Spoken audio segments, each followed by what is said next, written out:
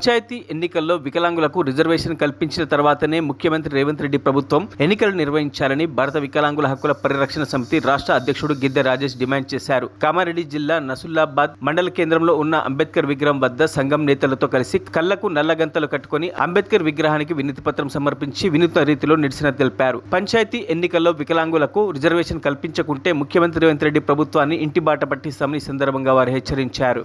వికలాంగులకు విద్య ఉద్యోగ రంగాల్లో ఏ విధంగా అయితే రిజర్వేషన్ ఉండదో చట్టసభలలో కూడా రాజకీయ రిజర్వేషన్ కల్పించాలని చెప్పేసి ముఖ్యంగా తెలంగాణ రాష్ట్రంలో త్వరలో జరగబోయేటటువంటి పంచాయతీ ఎన్నికల్లో వికలాంగులకు జనాభా తమాషా ప్రకారం రాజకీయ రిజర్వేషన్ కల్పించాలని చెప్పేసి ఈరోజు అంబేద్కర్ విగ్రహం వద్ద నసుల్లాబాద్ మండల కేంద్రంలో ఇవాళ వినతి పత్రం ఇచ్చి ఈ వినతి పత్రం మహనీయునికి వినతి పత్రం సమర్పించడం ఈ సకలాంగుల ప్రజాప్రతినిధులు మా వికలాంగుల యొక్క గోడు పట్టించుకున్నటువంటి నేపథ్యంలో మహనీయుడు అంబేద్కర్ గారికి ఈ రోజు వినతి పత్రం సమర్పించి కళ్లకు నల్లగంతలు కట్టుకుని ఈ రాష్ట్ర ప్రభుత్వానికి ఈ సకలాంగుల ప్రజాప్రతినిధులకి మా యొక్క నిరసనలు తెలియజేస్తున్నాం.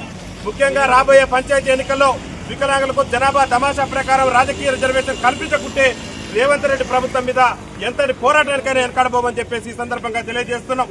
వికలాంగులకు పంచాయతీ ఎన్నికల్లో రిజర్వేషన్ కల్పించిన తర్వాతనే తెలంగాణ రాష్ట్రంలో పంచాయతీ ఎన్నికలు నిర్వహించేందుకు ఈ రాష్ట్ర ప్రభుత్వం ముందుకు పోవాలి. కానీ వికలాంగులకు పంచాయతీ ఎన్నికల్లో రిజర్వేషన్ కల్పించకుండా రాష్ట్ర ముఖ్యమంత్రి రేవంత్ రెడ్డి ప్రభుత్వం ఎన్నికలకు వెళ్తే రేవంత్ రెడ్డి ప్రభుత్వాన్ని ఇంటి బాట పట్టించడమే లక్ష్యంగా మా యొక్క ఉద్యమ కార్యాచరణను రూపొందిస్తామని చెప్పేసి ఈ నసుల్లాబాద్ మండల కేంద్రంలో ఉన్నటువంటి అంబేద్కర్ విగ్రహం సాక్షిగా మేము చెప్తున్నాం.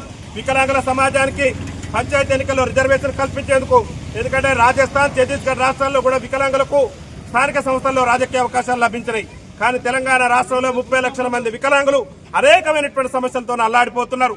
ఒక పక్క రాష్ట్ర ముఖ్యమంత్రి ఎన్నికల ముందు చెప్పిండు మేము అధికారంలోకి వస్తే అదే నెల నుంచి ముసలాళ్ళు వృద్ధులు ఎవరైతే ఉన్నారో వాళ్ళందరికీ కేసీఆర్ ఇచ్చే 2,000 కాదు మేము 4,000 రూపాయలు చేస్తున్నాడు.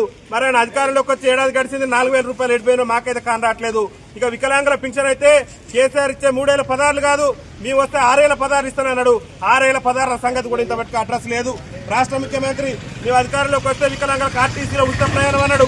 ఇంతవరకు కూడా వికలాంగుల ఉచిత ప్రయాణం సంగతి కూడా మర్చిపోయింది. కాబట్టి రాష్ట్ర ముఖ్యమంత్రి గారికి అంబేద్కర్ విగ్రహం సాక్షిగా చెప్తున్నాం, వికలాంగుల సమాజాన్ని విస్మరించి కనుక నువ్వు కనుక పంచాయతీ ఎన్నికలకు వెళ్తే మాత్రం ఖబర్దార్ ముఖ్యమంత్రి రేవంత్ రెడ్డి గారు వికలాంగుల సమాజంగా ఎక్కడ కూడా ఎట్లాంటి పోరాటాలు కూడా వెనకాడకుండా మా జాతి హక్కుల కోసం, ఆత్మ గౌరవం కోసం రాజ్యాధికారం సాధించేందుకు నీ ప్రభుత్వం మీద పెద్ద ఎత్తున ఉద్యమం చేస్తామని చెప్పేసి ఈ సందర్భంగా అంబేద్కర్ విగ్రహం సాక్షిగా మేము తెలియజేస్తూ వికలాంగుల ఐక్యత, వికలాంగుల ఐక్యత కల్పించాలి. పంచాయతీ ఎన్నికల వికలాంగులకు రాజకీయ రిజర్వేషన్ కల్పించాలి. పంచాయతీ ఎన్నికల వికలాంగులకు రాజకీయ రిజర్వేషన్ కల్పించాలి. పంచాయతీ ఎన్నికల వికలాంగులకు రాజకీయ రిజర్వేషన్.